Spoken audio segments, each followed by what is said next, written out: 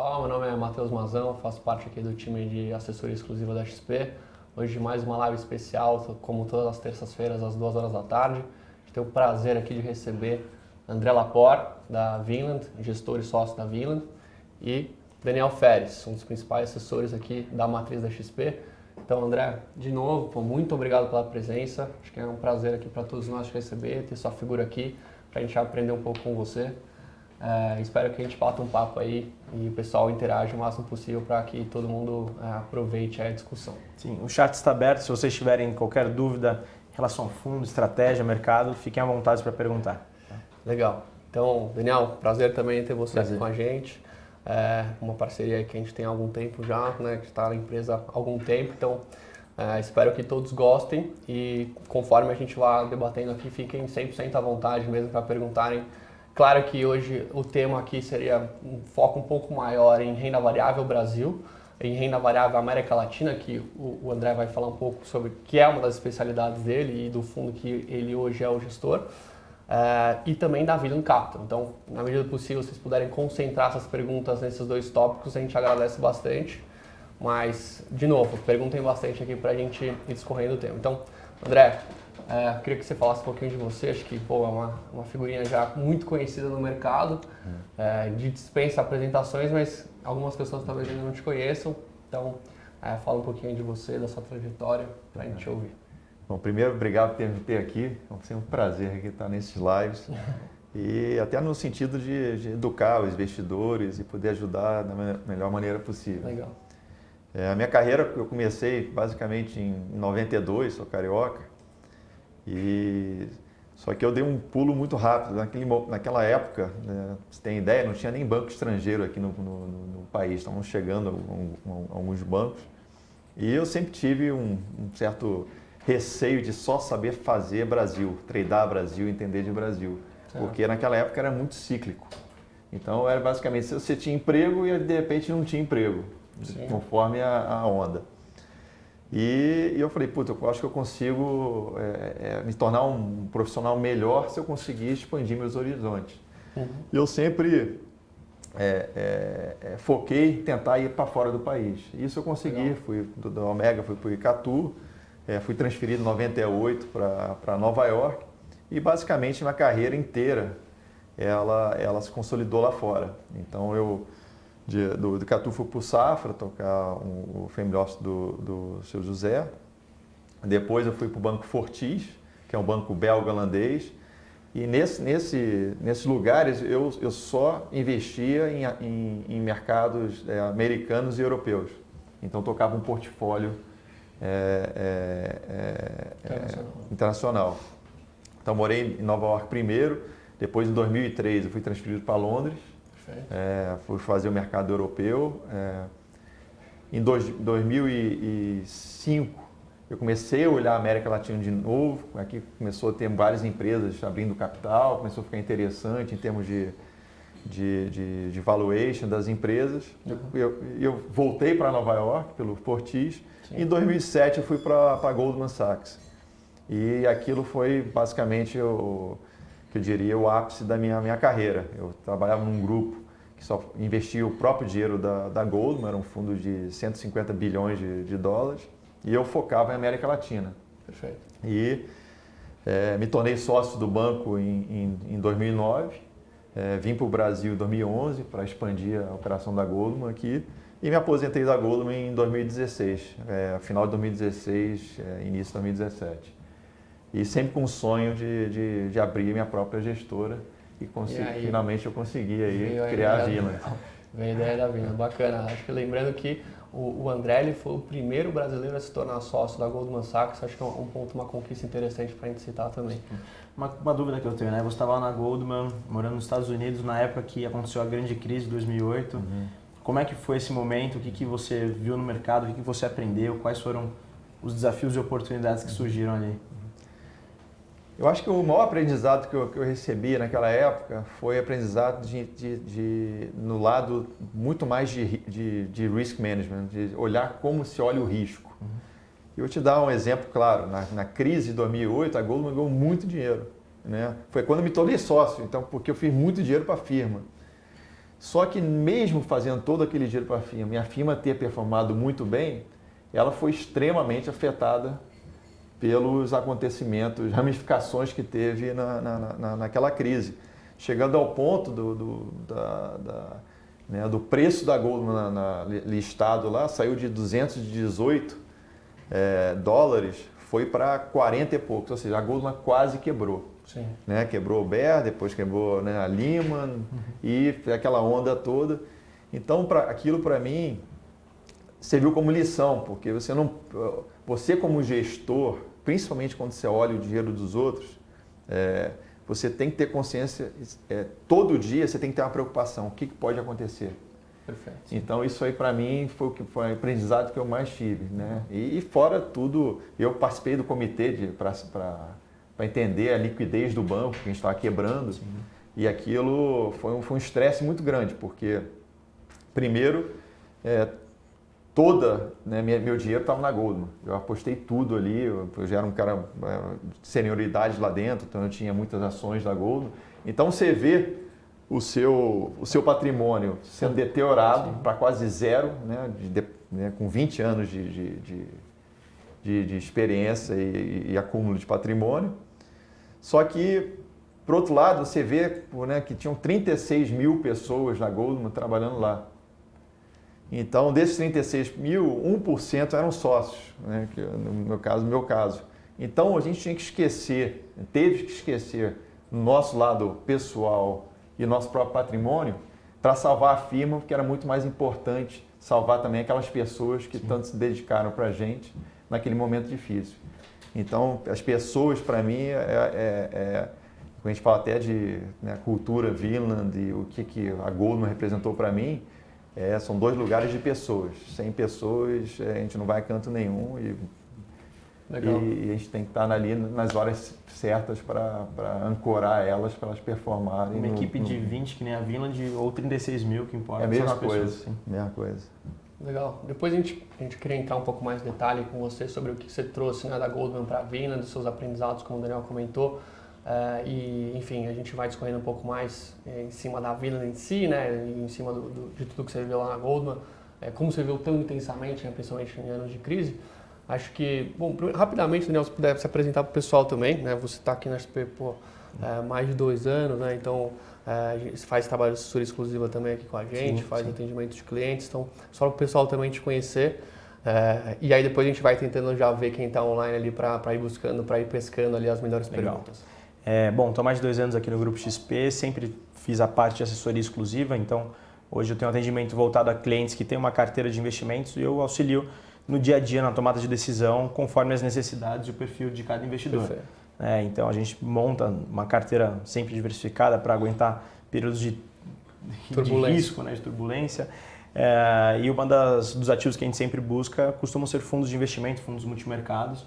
E é até um dos porquês a gente fazer esse painel de terça-feira com gestores, para poder aproximar mais os investidores com os gestores, né? Poder conhecer o gestor, o que ele pensa. Enfim, é interessante você conseguir juntar o cliente final com o gestor, né? Cortar um pouco essa distância. Porque sempre teve aquele mito, né? O fundo multimercado é uma caixa preta, não sei o que tem lá, não sei o que o gestor está fazendo. A maioria das vezes é juros, câmbio e bolsa, né? Grande parte do tempo, tem bastante liquidez no Brasil também. Exato. Tem alguém que já está online aí, só para a gente citar alguns nomes aqui para o pessoal também perguntando, para a gente interagir? Sim. Citar alguns nomes aí. A pergunta aqui do Todd Break. Boa tarde. Contem mais sobre o objetivo de cada fundo da Vinland. Quantos % do CDI, por exemplo, ao ano? Tá. A gente pode já voltar nessa pergunta. Antes disso, pessoal, rapidamente, como de costume aqui, como a gente já conversado anteriormente também, a gente gosta de dar uma leve visão macro do que está acontecendo com o Brasil, o que está acontecendo com o mundo, para a gente discorrer um pouco mais, entrando um pouco mais no detalhe, pessoal. E aí, a ideia é sim a gente falar um pouco sobre as estratégias específicas do Vinland, né? Os fundos que a Vinland hoje oferece na plataforma da XP, mas acho que antes disso a gente podia dar só uma visão macro sobre o que o André está vendo, né? O que a equipe da Vinland hoje está vendo. Com esse cenário de juros tão baixo, né, André, acho que vale a pena ressaltar, a gente está numa mínima histórica, deve cair para 4,5 já agora em dezembro, o Banco Central já sinalizou isso. Então é um novo momento para o investidor aprender a investir, né, com juros tão baixos, acostumado na renda fixa a ganhar ali 1% ao mês com facilidade. A gente fala isso, vem batendo nessa tecla já há algum tempo. mas é de fato uma nova estratégia que o investidor tem que adotar a partir de agora para conseguir um retorno mais alto. Eu queria que você falasse um pouquinho dessa questão macro Brasil, e aí depois a gente pode discorrer um pouquinho mais sobre temas internacionais que impactam a gente também. Tá. Bom, em termos macro, acho que o Brasil está realmente numa posição hoje que eu diria que é uma posição vantajosa, né? Porque a gente saiu de uma estagnação e juros altíssimos ao longo dessas décadas, né? Sim. E hoje a gente tem um cenário, né, depois que a gente conseguiu, né, aprovar a reforma da Previdência, que tirou, né, basicamente o gargalo que a gente sempre viveu. Tem duas coisas extremamente importantes também nesse cenário. Primeiro foi você tem o BNDES, que hoje em dia também não faz toda aquela parte de... Não está injetando tanta liquidez, se está...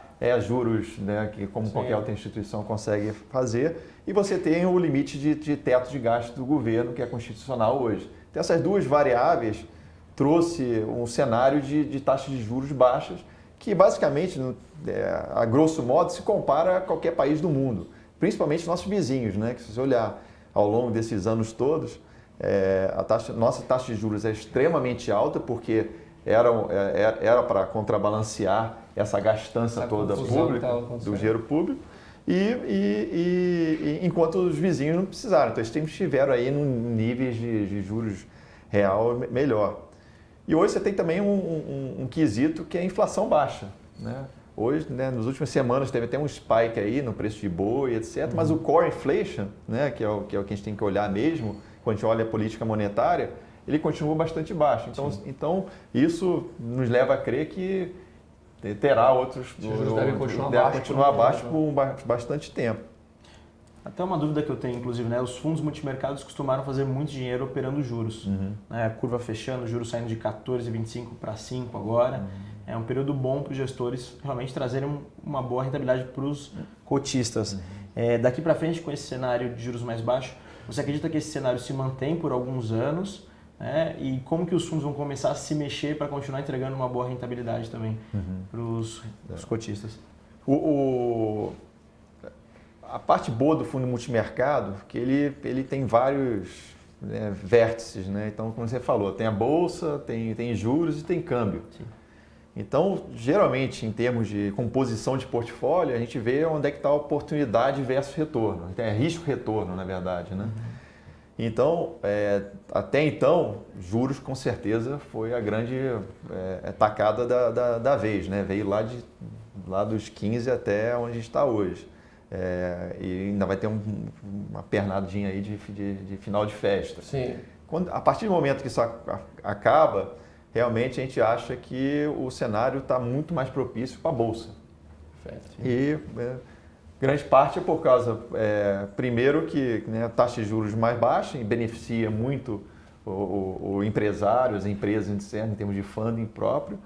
Outra parte o país, né? Se a gente conseguir fazer, o Banco Central fazer o trabalho dele, vai começar a mostrar crescimento, como já começou a mostrar um certo crescimento nesse último trimestre em termos de PIB. Então, se esse PIB começar a subir mais, mostrar sinais de melhora, a Bolsa é o cavalo da vez, porque as empresas vão se beneficiar muito em termos de... Até aproveitando esse gancho, André, em cima também do que o Daniel falou, a gente viu que a gente falava muito da questão da reforma da Previdência para o investidor estrangeiro chegar no Brasil, a gente teve essa reforma sendo aprovada. Qual que você acha que talvez seja o grande trigger agora, seria a parte de crescimento mesmo que o investidor estrangeiro tem olhado? E você acha que agora a gente está pegando no tranco mesmo, essa parte de PIB está começando a pegar tração?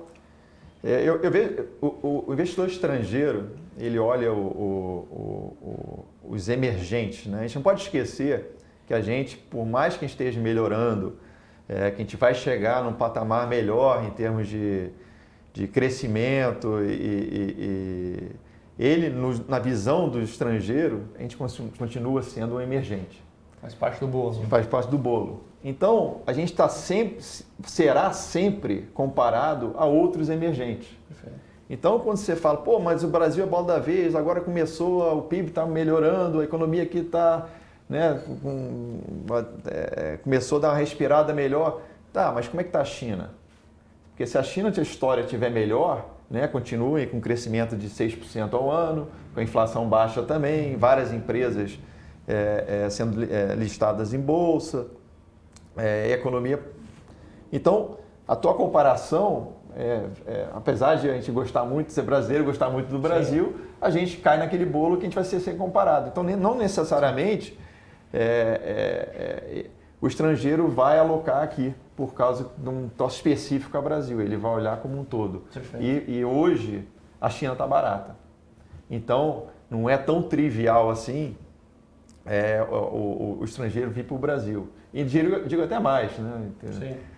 Os Estados Unidos está indo muito bem, né? Apesar de estar crescendo um pouco menor, tem taxas de crescimento 1,5% a 2% que a gente olha para 2020. Sim. Ou seja, é exatamente a taxa de crescimento que a gente está olhando para o Brasil. Então, que você, como investidor, né, de alocação de portfólio, o cara fala, putz, eu vou investir num país que é muito mais seguro do que no emergente. Perfeito. Então, a nossa competição vem tudo que é lado, né? Esse é um dos motivos, inclusive, para o patamar do dólar estar subindo, né? Desde o leilão no pré-sal, que era esperado um valor de cerca de 12 bilhões de dólares de arrecadação, perfeito, e veio 1 bi só. Até essa falta de investimento também estrangeiro no país. Total. Sem dúvida.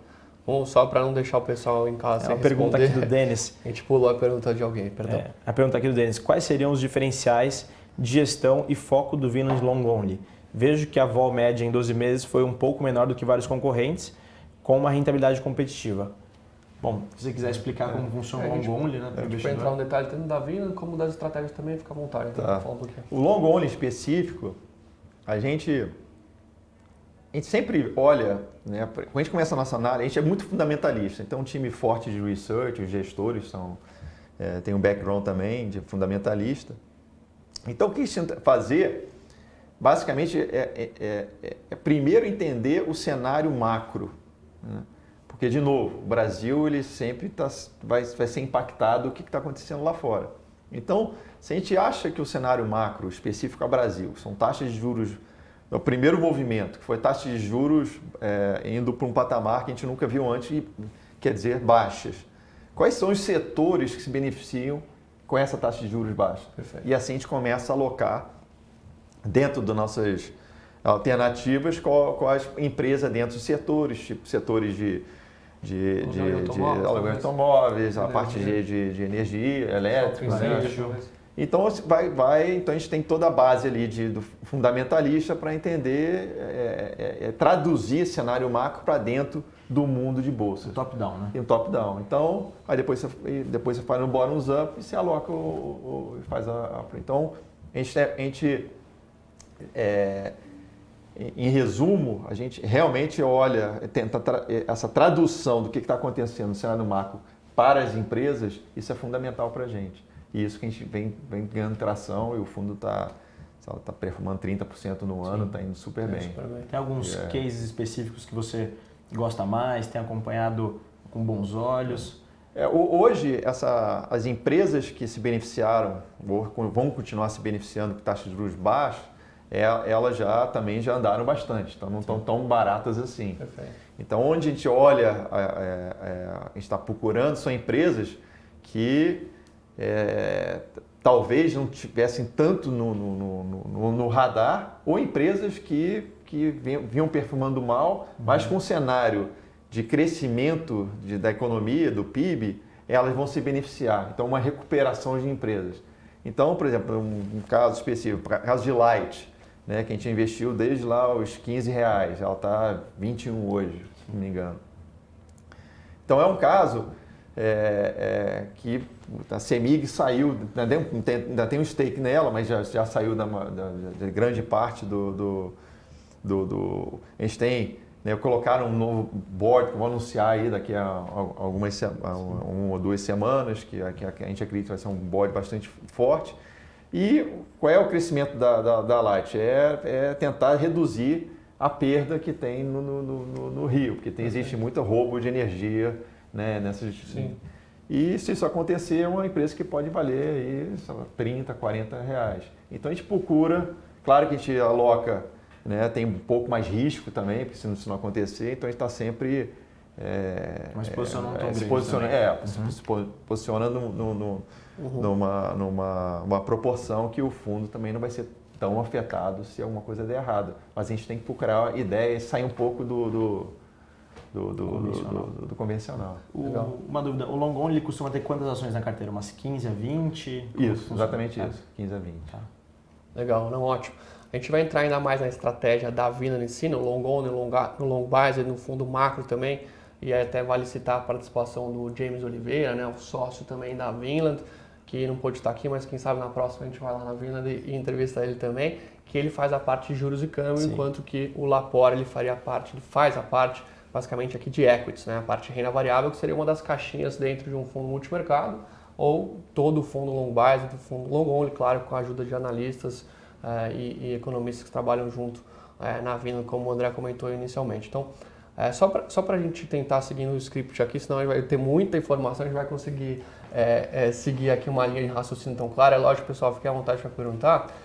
Um tema só que a gente não se aprofundou tanto e acho que vale a pena o André participar e ajudar a gente também. Como é que você está vendo o cenário externo? A gente falou um pouquinho de Brasil, um pouquinho de como os Estados Unidos está indo bem, né, surpreendendo muita gente, a Bolsa também renovando máximas. A gente falou um pouco de China, e claro, a China impacta bastante o Brasil.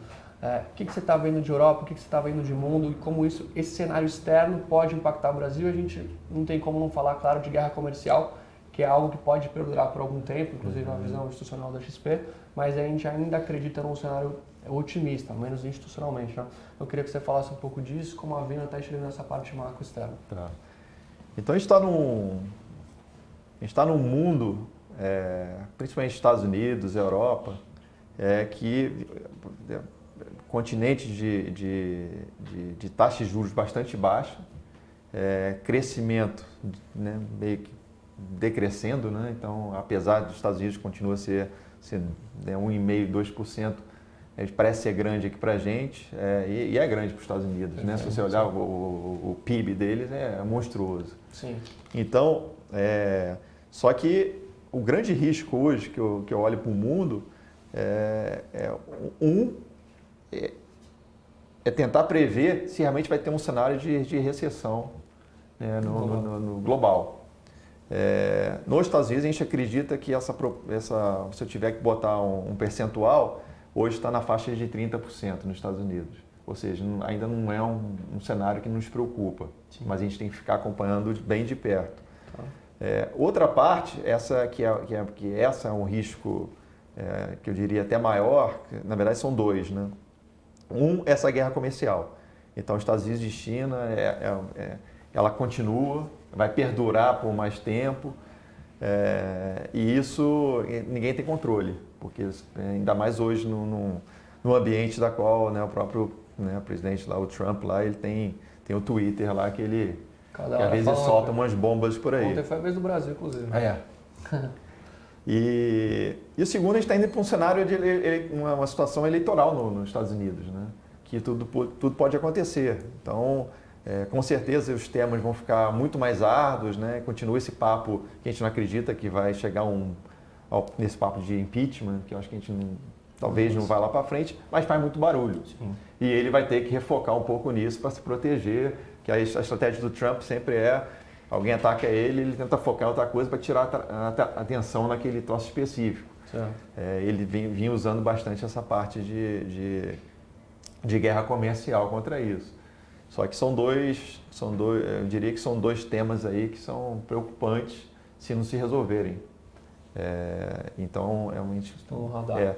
E a Europa, a gente tem o Brexit, que hoje em dia a gente não vê como risco, isso vai empurrando com a barriga até a fase final de execução. E você tem uma Europa que a inflação extremamente baixa, crescimento quase zero, alguns até negativo, né? Então, mas acho que também já chegou num patamar que às vezes você consegue olhar, principalmente em termos de bolsa, alguma companhia aqui e ali que a gente começou a botar o pé. Você acha que a questão de quantitative easing em alguns países começa a aparecer um pouco mais hoje em dia, pode ser um assunto relevante que traga um crescimento de volta para os países, ou essa visão não faz muito sentido para você? Eu acho que hoje em dia não faz tanto sentido assim, até porque acho que até o mercado ele nem vê com bons olhos mais isso, né? Porque já se excedeu muito em termos de botar fogo aí na economia. Tentar injetar liquidez. Legal. Bom, maravilha. Acho que a gente resumiu um pouco a questão macro Brasil, questão macro mundo. Tem duas perguntas interessantes aqui. Uma, acho que as duas têm a ver com o que a gente está comentando. A primeira do Pericles. Com as políticas nacionalistas do Donald Trump, pode acontecer de o dólar se desvalorizar? Em caso de recessão, poderiam acontecer de termos uma outra recessão com o dólar desvalorizado? Eu acho que sim, eu acho que é um tema que a gente está sempre levando até para o comitê da Vinland. Quanto a gente faz um tracking até, na verdade, acompanha, né, mais de perto o dólar versus outras moedas no mundo. E a gente acha que você botar, infelizmente não tem um gráfico aqui comigo, mas você botar ele nas últimas 3 meses, na janela de 3 meses, você vê que o dólar já está no pico máximo dele ali, perante as outras moedas.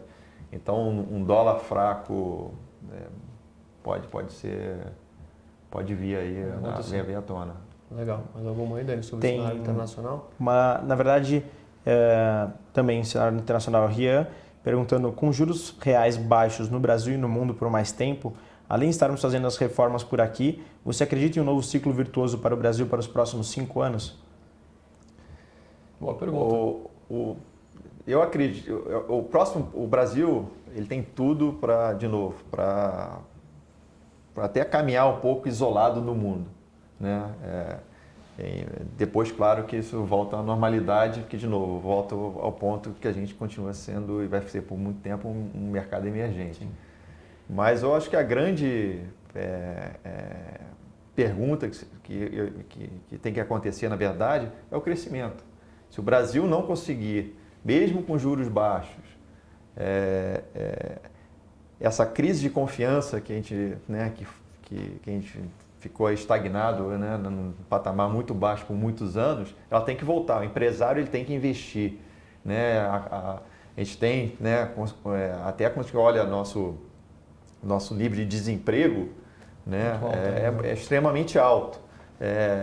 E mais importante, ele é alto, mas mesmo que melhore, que caia um pouco, ele não é inflacionário. Ainda tem uma ociosidade aí grande. Então, enfim, aqui a grande questão mesmo é se o Brasil vai conseguir retomar o crescimento econômico e os empresários começarem a investir e essa crise de confiança aumentar aí nos consumidores, nos empresários, etc. Se isso não acontecer, a gente volta à estagnação. Para a gente entrar nisso, né, para a gente voltar a esse trilho de crescimento que a gente já teve há um tempo atrás, né, o que você acha que seriam os principais fatores aqui? Talvez uma reforma tributária, talvez uma desburocratização, um pouco maior. O que você vê como elemento chave aqui? Claro que muito provavelmente vai ser mais de um, mas o que você enxerga hoje com maior potencial para ajudar esse crescimento a voltar a patamares que a gente já tem? Eu acho que é muito mais a crise de confiança mesmo. Confiança das pessoas, dos empresários. Eu acho que o governo tem fazendo o trabalho dele, vem privatizando muito. Você tem ideia, a gente fez uma comparação lá em termos de países do mundo que o poder público tem mais empresas, ou seja, as empresas públicas dentro em cada país. A gente é o maior deles, a gente tem, sei lá, 506 empresas. Algumas são pequenas, a gente só sabe algumas outras porque são grandes, né? Mas se você levar a abrangência maior, a gente tem 500, eu acho que são 506 empresas. E o segundo lugar tem 50. A gente está falando de Ucrânia, é coisa assim absurda o que a gente fez aqui nesses últimos anos. E se a gente conseguir, né, tirar isso, começar a privatizar mais, eu acho que a tendência com certeza é positiva. O viés hoje da Vila, então, otimismo para você? Otimista, a gente está otimista, a gente a gente já tem 2% de PIB no ano que vem. Legal. Vai fechar mais forte esse último trimestre, então a gente está num momento bom de Brasil. Agora tem que Tem que segurar as rédeas aí e continuar. Mais alguma ideia? Por enquanto ainda não. Eu acho que a gente falou, né, a parte de juros baixos por muito tempo, que deve permanecer, né, a gente vê a curva toda e futuro caindo bastante, inflação muito bem controlada, e juros futuro impacta diretamente na dívida das empresas, né, o que, enfim, aumenta a margem de lucro das empresas também. O que você acha que pode ser um outro fator determinante, além, claro, da parte de crescimento, etc.? Eu queria que você falasse algum outro ponto que você vê como potencial de alta de bolsa, além, claro, eventualmente de um gringo vindo para o Brasil, algum outro fator-chave que você possa elencar. E, só para complementar, o que você acha que pode ser o principal desafio para o Brasil daqui para frente? E algum ponto que você acha que, putz, se isso aqui acontecer, a gente tem que estar muito atento? Seria mesmo guerra comercial? Guerra comercial, com certeza. Hoje, se o Brasil, né, fizer o dever de casa, como vem fazendo, vai aprovar as reformas que você falou, da tributária, talvez vai ter um impacto em algumas empresas. Tem muita empresa que paga juros sobre capital próprio, que isso pode mudar. Mas, assim, a grosso modo, isso depende, a gente está num momento único, que só depende da gente para dar certo. Fazer o dever de casa. Fazer o dever de casa, vai andar.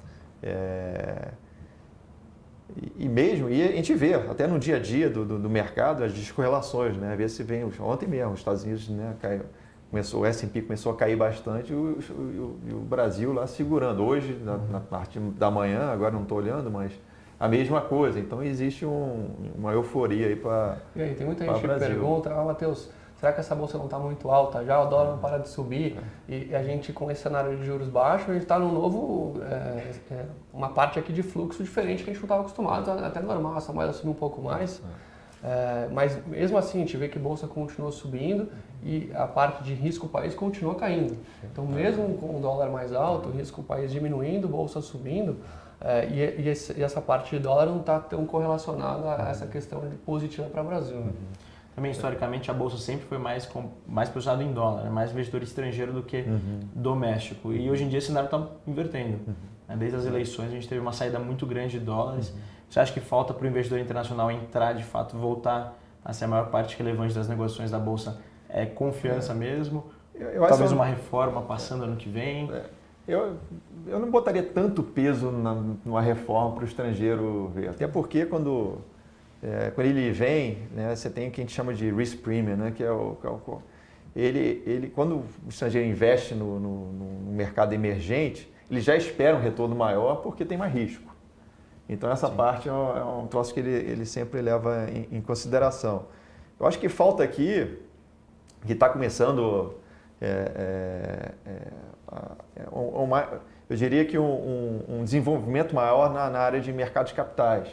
Né, mais empresas abrindo capital, porque hoje quando você olha a Bovespa, mesmo que o estrangeiro fale, está ótimo, o cenário está excelente, eu estou vendo isso ou aquilo, quando ele vai olhar para as empresas, você vai ver 10 empresas no setor, 15 empresas na outra, você não sai disso. E como todo mundo, né, a grosso modo, está indo nos cavalos bons, hoje em dia, né, depois dessa primeira pernada que a Bolsa deu, tem muita coisa que já está cara se a gente estiver olhando um crescimento de PIB medíocre. Então, por isso que é importante esse retorno econômico mais forte, porque se isso não acontecer, as empresas estão caras. Em 2018 a gente teve um ano muito fraco para ofertas públicas, não teve praticamente nada acontecendo na Bolsa. Aí depois a gente começou a ver Vivara, BMG, CIA, Centauro, enfim. O ano que vem tem perspectivas boas também, né, para crescimento do mercado de capitais, mas ainda está engrenando. Falta... Isso é um bom, até entrar nesse assunto um pouco melhor, mais a fundo, eu diria. Antigamente as empresas, elas iam no BNDES para pegar dinheiro, porque era um dinheiro muito barato, era subsidiado por eles. Hoje, as empresas elas já começam a olhar e não precisam mais ir no BNDES. Elas conseguem pegar um crédito mais barato. Claro, os bancos não estão repassando, né, a taxa de juros, né, como elas estão caindo. Melhorou um pouco, mas ainda tem um gap bem alto aí. Mas elas conseguem fazer emissão de debentures, conseguem, né, ir para o mercado financeiro para levantar via CRIs. Então, abriu um leque maior para o dono de empresa para conseguir funding. Legal. E tomara que parte dessa trajetória aí seja empresas vindo ao mercado e expandindo aí o leque de opcionalidades dentro da Bolsa. Sim. Legal. A gente pode depois pegar outras perguntas ali. Eu queria voltar num tema que a gente conversou um pouquinho no início da apresentação aqui da live, que é a questão do Goldman, a questão de você ter vivido 2008, os principais aprendizados. Você falou um pouquinho dessa parte de risk management, né, que você trouxe para a Goldman. Qual outro valor, talvez mais cultural, que você tenha trazido de lá? Os principais aprendizados, como foi estar lá dentro, né, aquele momento de turbulência muito grande. Você falou que foi um momento muito estresse, participou do comitê, etc. Queria que você trouxesse mais elementos culturais que hoje você leva para a Vina também. Eu acho que tem duas vertentes que sempre foram a base da Goldman, né? A primeira são as pessoas, né?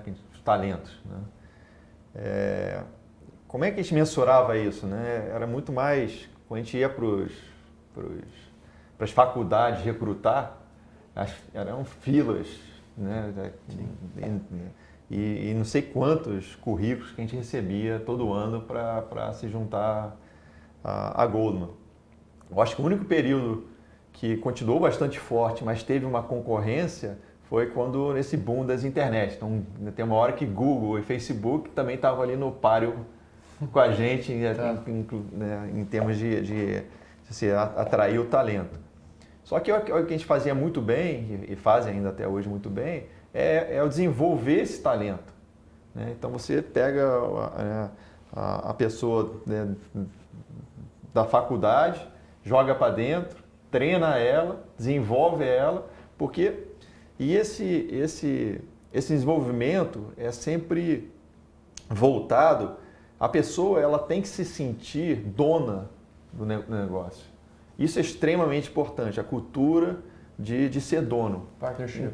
Não interessa qual é o teu nível dentro da firma, né? Então, um sócio da Goldman, ele tem que identificar talentos e fazer aquele talento ser desenvolvido para ele chegar a se tornar um sócio lá na frente, que vai acabar pagando, né, o dividendo. Então, esse ciclo é um ciclo que a Goldman faz muito bem. E principalmente retenção de pessoas. Porque não adianta você fazer tudo isso, ter um trabalho, porque você pegar do zero e transformar, desenvolver a pessoa, você está investindo o seu tempo e dinheiro da firma. Então isso tem que trazer frutos lá na frente. Se em um momento existe uma racha nesse processo, você não consegue colher. Não consegue colher, aí você perdeu tempo e dinheiro da firma. Então isso ela faz muito bem. Até esse lado hierárquico, né? Apesar de a gente ter, né, naquela época, né, hoje continua tendo, bastante, né, níveis de pessoas, etc., dentro da própria organização, era uma organização bastante horizontal.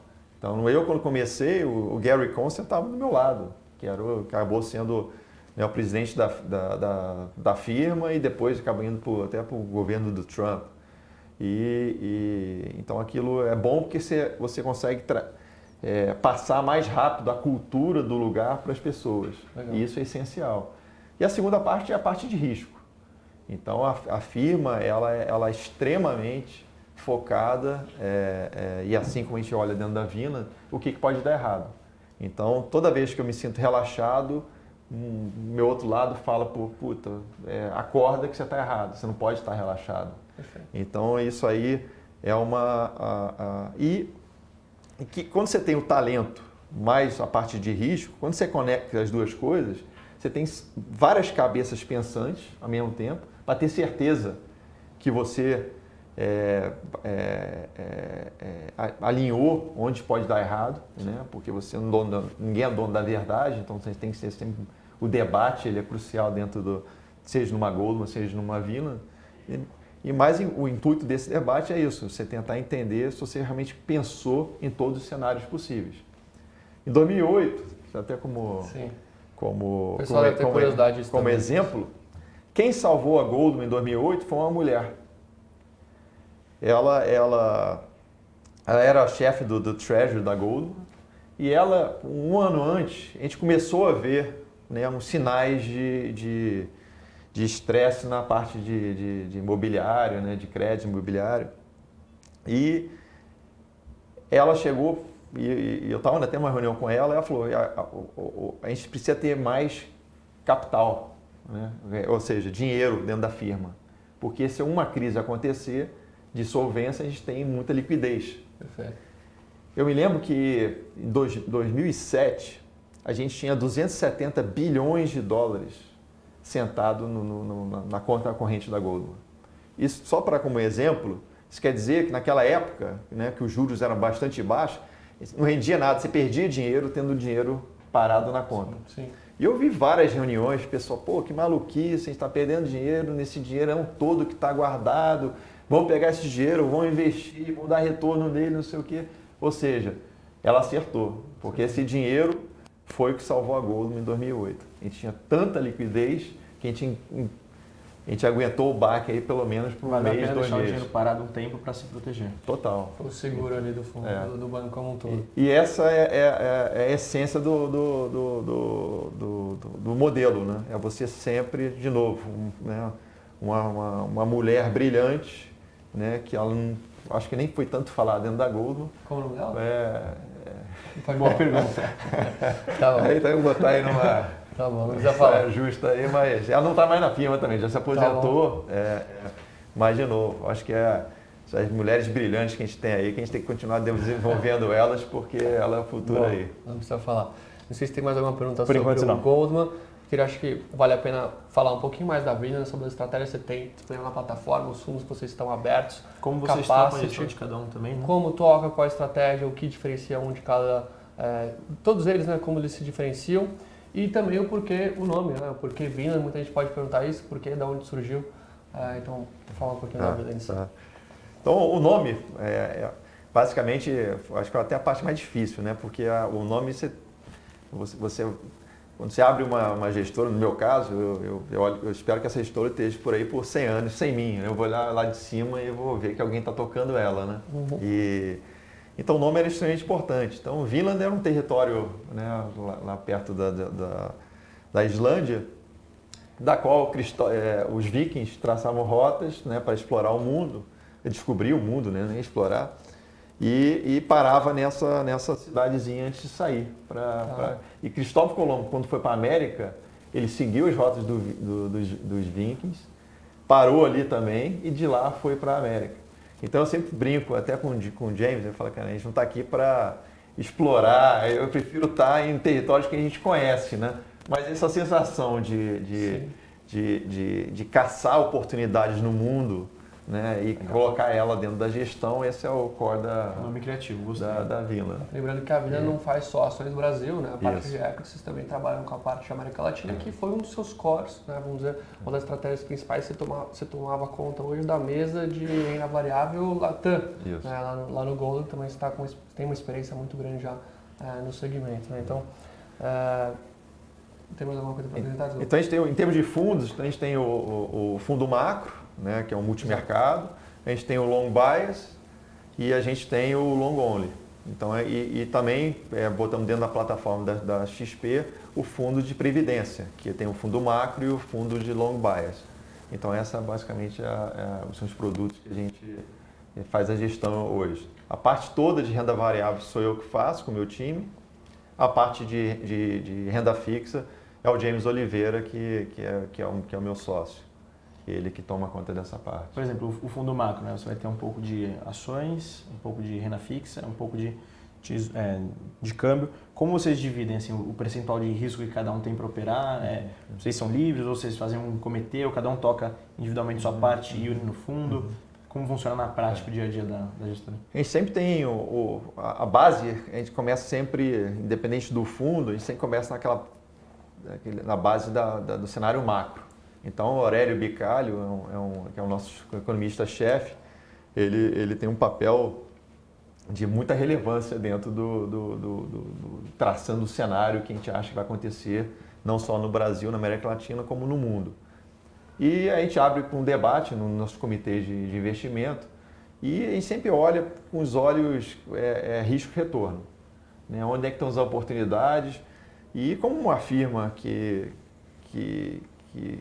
que a gente sempre foca muito mais, né, no sucesso da Vinland versus o sucesso de um fundo, ou numa pessoa ou da outra, ou seja, isso aqui é uma firma de partnership. Perfeito. Então, todo mundo que está ali, ele não é que eu vou chegar ali e falar, pô, James, eu tenho que vamos botar mais em bolsa porque eu sou, né, o André Laporte. Não tem essa. Né? Se a gente achar como um todo que a oportunidade é em juros, como a gente até vem fazendo aí nos últimos 6 meses, ou até um ano, eu diria, vai estar em juros. Vai estar um pouco menos em renda variável, o dólar mais redeando todo o portfólio. Hoje, o cenário, né, a gente já acha que ainda tem essa pernada do finalzinho do cupom aí, que vai... Fim de festa que você comentou. Fim de festa que a gente está posicionado. Sim. Mas a gente também está vendo que, né, tudo que eu falei aqui, se tudo, né, se acontecer, o cenário de bolsa vai ser muito bom para 2020. Então, com certeza, grande parte do fundo macro, ele vai estar mais focado em bolsa pela oportunidade que a gente identificou. Então, não é muito... Um número pré-definido. É pré-definido, é muito mais o que a firma acredita, onde estão as oportunidades que vai fazer diferença. E até não só a diferença na performance, quanto em relação a outros mercados que a gente trade. Então, a gente usa muita coisa lá fora, como expertise que eu consegui ao longo da minha carreira, para também se posicionar em mercados que, às vezes, os gestores aqui no Brasil não olham tanto. E aí, então, você cria também mais uma janelinha de oportunidade que vai trazer um alfa para os produtos. Legal. Pessoal, a gente está quase chegando no final aqui da live, então caso vocês queiram fazer alguma outra pergunta, fiquem à vontade para tentar responder vocês. Acho que vale a pena entrar um pouquinho mais no lado humano, agora quem sabe de quem é o André, né? Então a gente costuma fazer essas perguntas mais rápidas para os gestores. Então, pô, se fosse definir quem é o André hoje, talvez com algumas palavras, assim, quem diria que você é, como você se enxerga hoje? Sei que é uma pergunta um pouco mais difícil, mas se quiser a gente pode pular para a próxima. Não. Eu acho que, né, eu sempre vejo... Bom, primeiro... Eu não tenho nenhuma vergonha de falar, mas eu tenho 50 anos de idade. Então, eu estou naquela fase... Acho que eu já vivi muita coisa na minha vida, não só profissional, como pessoal também, né? Eu sou um cara... Né, assim, eu sempre prezei muito, né, o lado familiar. Sou casado há 27 anos, então casei muito cedo. Né? Tenho filhos já adolescentes. Então, eu acho que o André eu tenho que passar adiante tudo que eu aprendi na minha vida. Seja esse passar em termos de gestão dos fundos da Vinland, gestão da própria Vinland, seja gestão, né, de filho e família, mas também eu tenho que né, de certa forma, retribuir para a sociedade um pouco que eu aprendi. Então, sou um cara extremamente filantrópico. Sou de board de várias filantropias no Brasil, lá fora também. E não filantropia no sentido de doar dinheiro, mas de doar meu tempo também. Então, eu sou bastante engajado com ideias e para fazer a diferença. E aqui no Brasil, eu acho que na minha cabeça, o André, ele tem eu tenho que contribuir ainda mais nesse cenário porque eu acho que essa parte de educação é como a gente tem que ajudar a desenvolver para fazer o Brasil aí, né, deslanchar aí no futuro, né? E principalmente essa parte de inequalidade. Isso aí é um troço que me aflige todo dia e minha cabeça está sempre constantemente pensando como eu posso fazer diferença, não só de novo, no bolso do André, mas principalmente nas ideias, coisas que eu já vi lá fora que deram certo. Alguma dica para quem está começando no mercado financeiro? Acho que tem muita gente nova, a gente contrata muita gente nova. Enfim, para quem está em casa também acompanhando, o que você acha, você com toda a sua experiência, algum fator assim determinante que você eu acho que persistência, perseverança.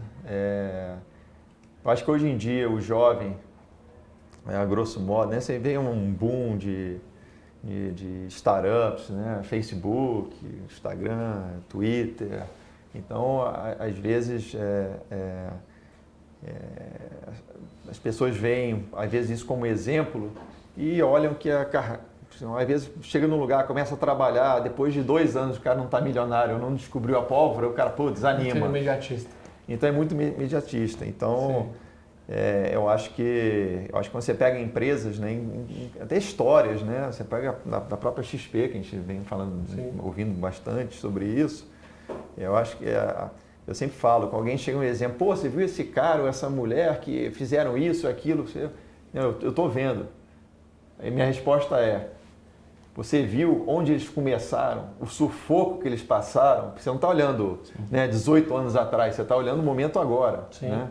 Então, você tem que construir. Né? Construir leva tempo e, de novo, perseverança, porque vão ter ciclos de baixos e altos e você tem que estar ali segurando a rédea para... Então... Mais uma, só para terminar, daqui a pouco o Dani também fica à vontade para perguntar. Sonho grande do André, o que você ainda enxerga como uma conquista que você queira atingir, dentre as várias que você já atingiu na carreira, algum ponto ainda que você está atrás? Eu diria que as pessoas que interagem comigo, seja dentro do trabalho ou fora do trabalho, eu acho que se eu conseguir que essas pessoas pensem no todo que eu digo, né, não só nela, dos familiares, das empresas, mas do país e como todo, eu acho que eu ficaria bastante feliz aí, porque eu acho que tem um gap aí grande que se todo mundo botar 1% da capacidade, todo mundo muito inteligente, dá 1% dessa inteligência para resolver problemas de inequalidade, acho que eu ficaria bastante feliz. Boa. Alguém que o André admire, algum ídolo, alguma pessoa, enfim, independente do mercado financeiro ou não? Não, especificamente não, para ser muito sincero. Eu geralmente olho as pessoas como a pessoa que tem perseverança, independente se ela criou isso ou aquilo. Isso pode ser pequenininho versus... Então, assim, para mim é a mesma coisa. Mas o mais importante é a humildade. A pessoa tem que ser humilde e tem que passar adiante, né, as experiências. Então, num nível maior assim, a pessoa humilde ela tende a me conquistar. Legal. Muito bom. Alguma ideia que você queira fazer? Você tem alguma frase final para deixar para quem está assistindo? Ou algum livro para sugerir também? Eu acho que livro, livro de investimento, eu olho bastante do Swanson, que toca a parte, como se fala, toca o endowment de Yale, um cara bastante legal nessa parte de ensinamentos de investimentos. E sou um cara, eu li muito sobre meditação, adoro meditação, então eu faço já uns 15 anos, todo dia, então eu estou sempre... Esportista? Nada, joga tênis? Nada, jogo tênis, faço kitesurf, ando de bicicleta, então não tem uma frase assim específica não, mas eu acho que as pessoas... E arrisquem, né? Arriscar é bom. Boa, maravilha. Bom, legal. Queria agradecer tanto a presença do Daniel, a presença do André aqui, é um privilégio ter você aqui com a gente. Não é todo dia que a gente tem uma figura como ele aqui na nossa casa, então queria agradecer a todo mundo que acompanhou a live, espero que vocês tenham gostado. Essa gravação vai ficar disponível no nosso canal do YouTube, então se inscrevam também no canal, na assessoria live da XP. A gente está semanalmente com esse projeto de entrevistar um gestor top de linha mesmo, um gestor referência aqui no mercado como o André. Na terça-feira que vem tem mais, no mesmo horário, às 2 horas da tarde, e diariamente das 8 às 8 da noite a gente tem assessoria também com os nossos assessores aqui da Matriz, tá? Então, muito obrigado de novo, obrigado Daniel, obrigado André. Obrigado, hein? Obrigado Daniel. Valeu. E, bom pessoal, a gente se vê, até a próxima. Forte abraço, até mais.